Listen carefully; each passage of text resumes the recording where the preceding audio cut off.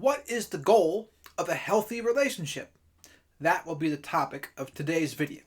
My name is Jared Mello, and this is Mello Mentoring. I have my ebook, Radical Self-Respect, uploaded to Amazon. You can purchase it today. Avoid falling for the same BS. The book is great for people who are or have struggled with codependency, weak boundaries, negative mindset, people-pleasing, complacency, or maybe you've just had a breakup, or you've suffered from abuse of some kind, or just overall, you don't like how you've treated yourself. This book is perfect for you. So check that out. I'll put the link in the description here too. Now, normally on this channel, I make videos about psychology, mental health, supplements, dating, and relationships. So if that sounds interesting to you, please do subscribe. Now, I talk so much about toxic relationships on this channel. I thought I'd make a video about what is a good relationship. And I think the first prerequisite to having a good relationship with someone is both individuals are emotionally whole. They are emotionally independent people. And what does that look like? It means that they're happy single. They're happy with their own lives, their careers, their friends, their families, their sense of purpose and mission, their hobbies. They probably take care of their mind, bodies, and spirits. And just overall, they're okay. A good indicator that someone is happy and single is they hardly even notice they're single. That's the best indicator I've had. And so when two people come together that are emotionally independent, they can actually become synergistic with one another, which means that they can create more together than they could separately. But they're both individually whole. If two people try to come together before they are individually whole, they will most likely become addicted to or dependent upon one another, and they'll actually make less together than they could have on their own. And so it's just a very toxic, destructive force. So important to be emotionally whole first. But let's say, for sake of argument, people are emotionally whole. What then?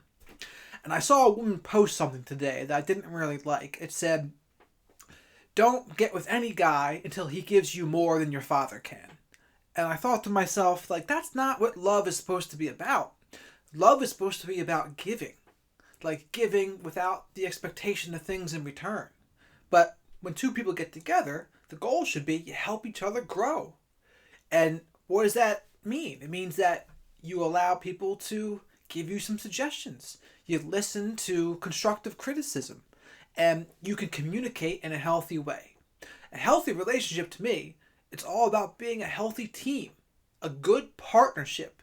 The two of you should work well together, which means you can talk to one another about what the heck's going on. Now, of course, there's got to be some attraction there too, and I know attraction's not a choice, etc. But I think as long as both parties are continually doing things, like radically respecting themselves and making themselves happy in their own lives, the attraction part can take care of itself.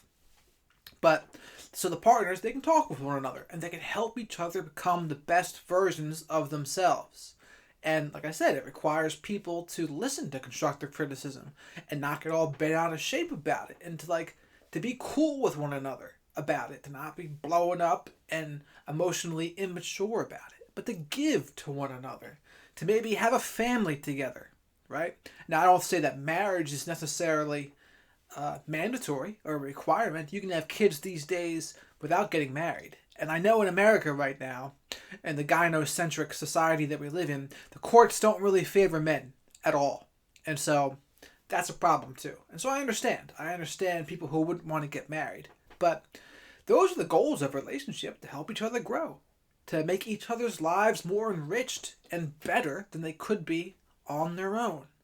And unfortunately, I think a lot of people, men included, both men and women, they want too much. And they want to receive. It's all about what they can get and not what they can give. And the second something gets boring for them, their eyes are wandering to the next best thing. And they want to go cheat. And it's like, what good is that? And I actually got, and even the guys who are really good with women, like the PUA type guys, that doesn't really do much to help the world though. It really doesn't. You have some affairs, you have some self-gratifying behaviors But what does it do? Like, it doesn't really do much to enrich society. It doesn't really do much to better mankind at all. It's just a selfish pursuit in many ways. And it's like, so I think a healthy relationship, a good LTR, should be like a goal for people who are not going to go complete MGTOW and go the other direction. So I like it. It's important to have that healthy teammate type relationship, to have a good partnership where you're not addicted to one another, but you can speak with one another. You help each other grow. You help each other become the best version of themselves. And you recognize that not all growth is comfortable. And in fact, it's usually the opposite. Almost all growth is uncomfortable, almost by definition. And so I think it's just so important to ask ourselves, what can we give? What can we try to give without the expectation of getting something in return? Because to expect is to be disappointed. And I see this everywhere, where people just want people to receive.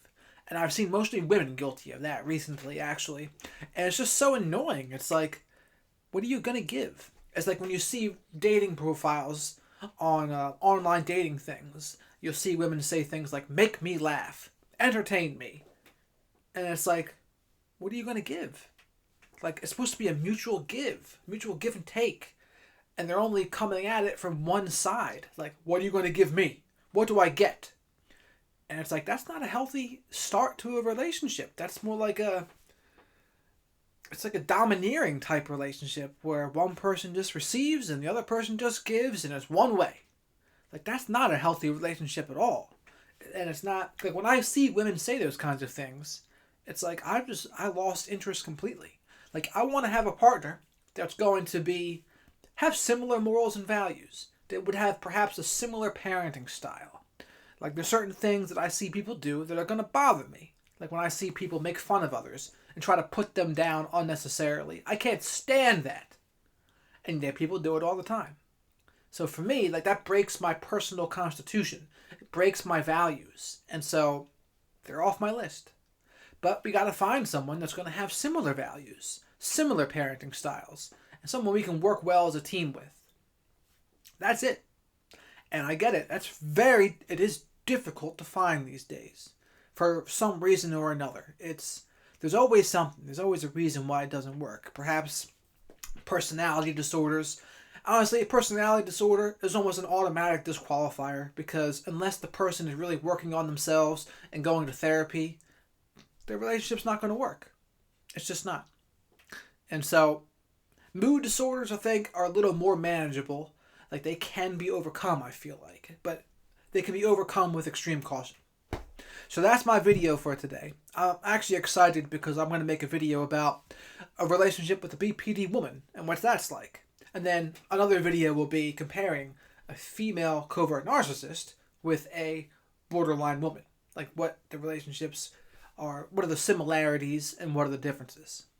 So with that, thanks for watching today. Please comment below your thoughts on the video on what you think a healthy relationship is. And I'll be curious to see what you say. Have a good one.